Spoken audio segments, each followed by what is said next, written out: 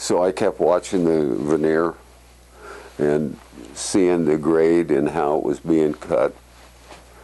And pretty soon the guy that was clipping, he had a huge clipper. And this veneer is coming fast, man. It's coming 100 feet a minute, you know, just it's flying, man. And you have to be able to see the knife and see the veneer, read the grade, and cut it into that. Wow. So the other fellow that was running the clipper said, hey, we got to be pretty good friends. He says, look, why don't you come up and clip for an hour, and I'll pull green chain. He says, I need the exercise. And I said, I need the rest. So we went up there, and I started clipping. And I got really good at it. So that was your your start. Yeah.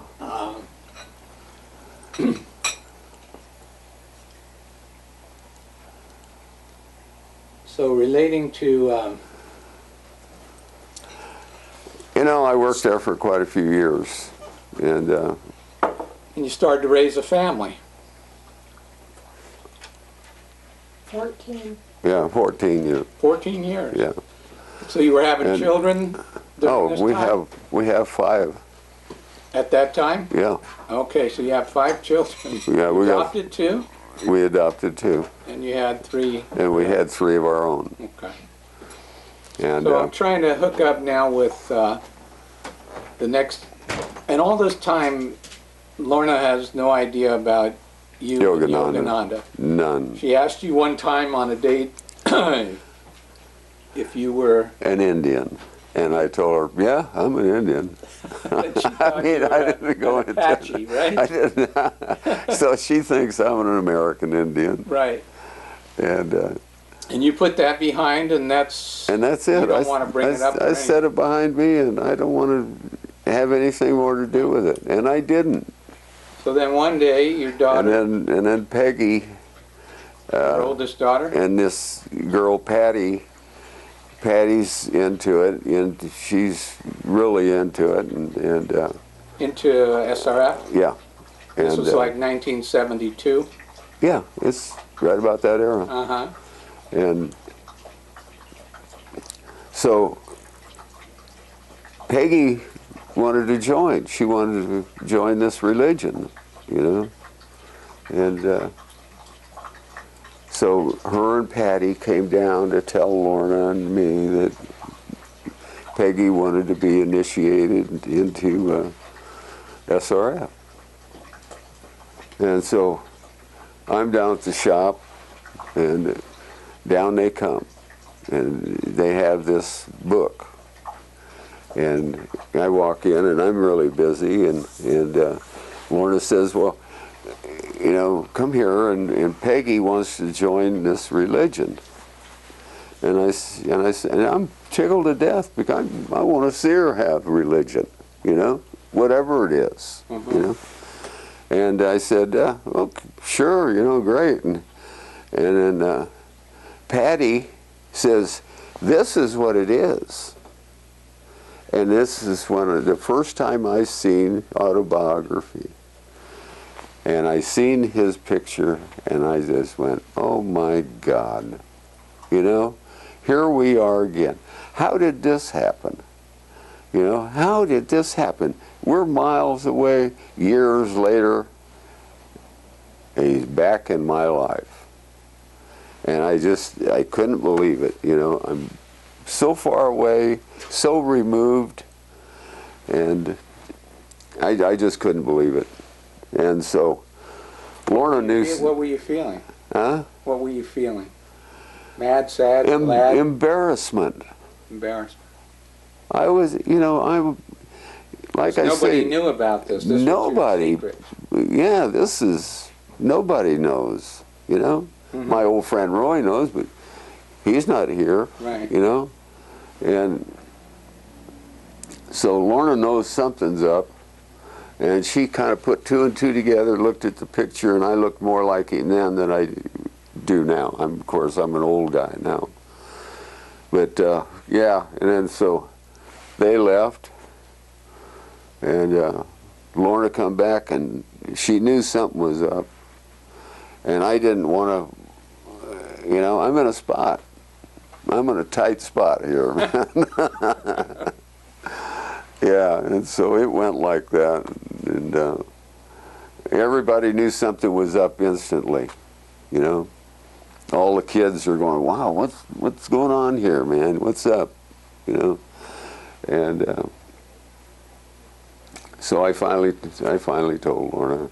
She come down and questioned me, and had that book, and was thumbing through it, you know, and I wasn't familiar with it at all.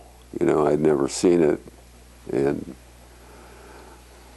so I finally copped to her. I says, "Well, you know, this is what it is. You know, I'm a little bastard, and he's my dad."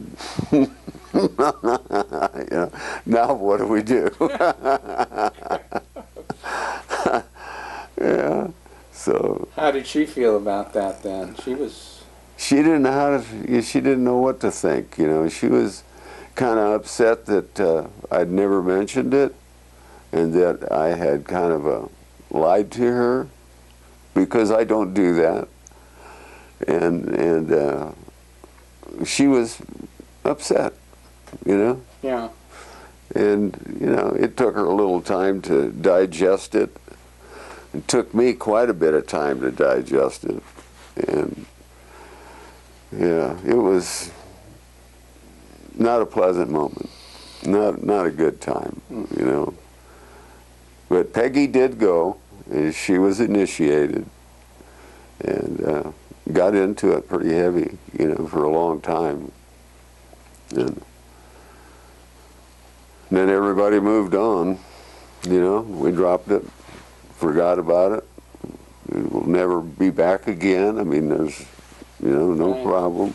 So then when's the next time that it pops in? Okay.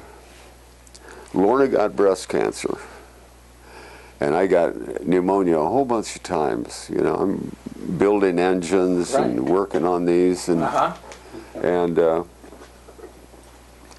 working in solvent tanks, cleaning parts and getting ready to put them back together and so on, and I got pneumonia. It was chemical pneumonia. Well, I got pneumonia several times right in a row, man, 2 or 3 times, you know, and I mean, I was really beat down real bad. And the doctor told me, he says, "You're not going to be able to go back to work for a while. That's just all there is to it, want to or not." And boy, I was so weak. And I just was really having a hard time. I mean, I just couldn't make a day of work, man. I mean, this pneumonia just shredded me, you know. I mean, it was like I just got dropped in a shredder, you know.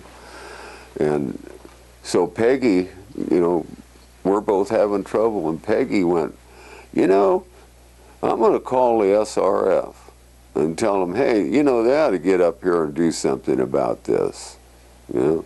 So she did. And she's a pretty strong world girl, and she gave him an earful, you know. As his son's up here and he's sick, and so's his wife, and you know, we need to do something here. Well, they just passed it off, you know. Get out of here, you know. And so I didn't hear much again. A long time, you know, until this kid was over in Ashland, and he went where Asia is. You know, Asia was living in Ashland with her mother and Your grandmother. Granddaughter, Asia? My granddaughter Asia.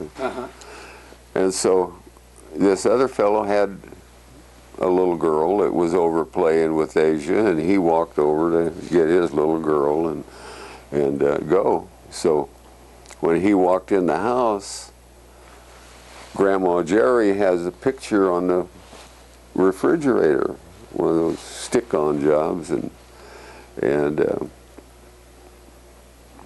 he says, "Oh, you must be a devotee, huh?" And she said, "Oh no, that's my children's grandfather." And he said, "What? I don't think so." He was a devotee. Yeah, his mother was. Oh, okay. And he said, "No, I don't think so. That's not the case." And so Jerry says, "Well, if you want to meet him, I'm going over there right now. I'll take you over there." You know, so he came over and went, "Wow," you know, and he leaves and calls his mother and tells her, "Hey, you'll never believe I just met Yogananda's son." And she said, "Well, I don't think so," you know. And he says, "No, it's for real." And so that's when his mother calls Patricia, and Patricia calls Ron Russell. And that's when Ron Russell come into the picture. And Ron Russell was the reporter the reporter for the LA Times. right on. And so Ron Russell calls up here and wants to talk to me. Right. And I said, "No, I don't think so." I told Lorna I don't want to talk to him. And so she talks to him for a little while and hangs up. The next day he's back on the phone a couple of times. And telling her, "Hey, I want the story." He says, "I'm going to do a story." But I still wouldn't talk to him. I said, I don't want to get off into this, right. you know. And so finally he told Lorna that he was going to write the story regardless, and that if it would be better if I talked to him and told him what the story was. And so I said, "Okay, I'll talk to him." And that's when he came out with the article in the New Times LA. But I left one part out here, and that's the part when Peggy called. That's when Flynn come into the picture. The attorney? Yeah, and he called Lorna and asked her if would be willing to change my name. And Lorna said, "Well, I have no idea. You'd have to talk to him." Well, so Flynn is who? Huh? Flynn is who? The lawyer. For? SRF. And he wanted you to change your name to what? Ghosh. Ghosh. Why would he want you to? So they wanted to move Yogananda from Forest Lawn to Mount Washington. And if I would sign the paper, they could open the crypt and take him to Mount Washington. Because you would be the son. I would be the son. I would be the next of kin. And so they didn't mind having that out? Well, they wouldn't have minded? Flynn kind of blew it. He opened his mouth way too soon, and he obviously went back and told Dia, and Dia told him, "That's a stupid move." You know, you can't do that, you know. So then he came up here, and we sat down and we talked for 3 or 4 hours, you know. And you told him the story? Yeah, and Flynn said, "Well, yeah, it's been corroborated that Adelaide has taken all these photographs and done all of these things and was here and blah, blah, blah.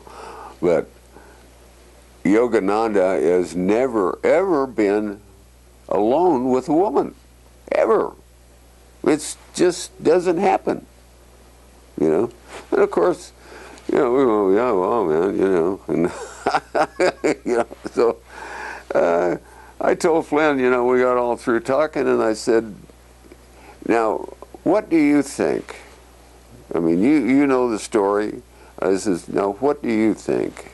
And he says, "It isn't a matter of what I think. I'm a lawyer." And I just went, "Oh, okay."